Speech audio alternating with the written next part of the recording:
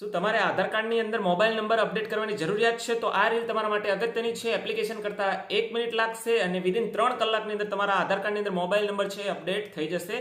આ રીલ તમારા માટે અગત્યની છે. નવા હોય તો ફોલો અવશ્ય કરી લેજો, રીલને સેવ પણ કરજો અને તમારા સગા સંબંધી સુધી શેર પણ કરી દેશો. સૌપ્રથમ એપ્લિકેશન ઇન્સ્ટોલ કરી લો, ઓપન કરો, અલાવ માગે તો અલાવ આપી દો. ફીચર્સ છે ડિસ્કવર કરશે. અહીં નેક્સ્ટ આપી દેવાનું છે. Enter Aadhaar number, ready with my Aadhaar number enter કરો. ચેકબોક્સ ખરું કરી પ્રોસીડ પર ક્લિક આપી દો. હવે સિમ કાર્ડ વેરિફિકેશન કરશે. ભલે તમારા આધાર સાથે રજિસ્ટર મોબાઈલ નંબર ન હોય તો પણ અહીં સિમ કાર્ડનું વેરિફિકેશન કરવાનું છે. સેન્ડ SMS પર ક્લિક આપી સિમ કાર્ડ વેરિફિકેશન થશે ત્યાં સુધી આપણે રાહ જોવાની છે.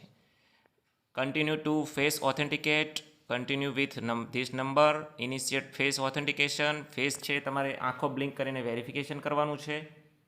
ત્યાર પછી સક્સેસફુલ થઈ જાય એટલે પ્રોસીડ પર ક્લિક આપો. અહીં પિન બનાવવાનો છે 6 આંકડાનો, કન્ફર્મ પણ કરવાનો છે. સ્કીપ આપી દો. નીચે સ્ક્રોલ કરો એટલે માય આધાર અપડેટનો ઓપ્શન આવશે, એના પર ક્લિક આપો. હવે mobile number update, continue. OTP verification થશે. નવો મોબાઈલ નંબર નાખી ઓટીપી વેરીફાઈ કરી લો. ફેસ ઓથેન્ટિકેટ કરી લો. ચેકબોક્સ ખરું કરી પ્રોસીડ પર ક્લિક આપી ફેસ ઓથેન્ટિકેશન થશે.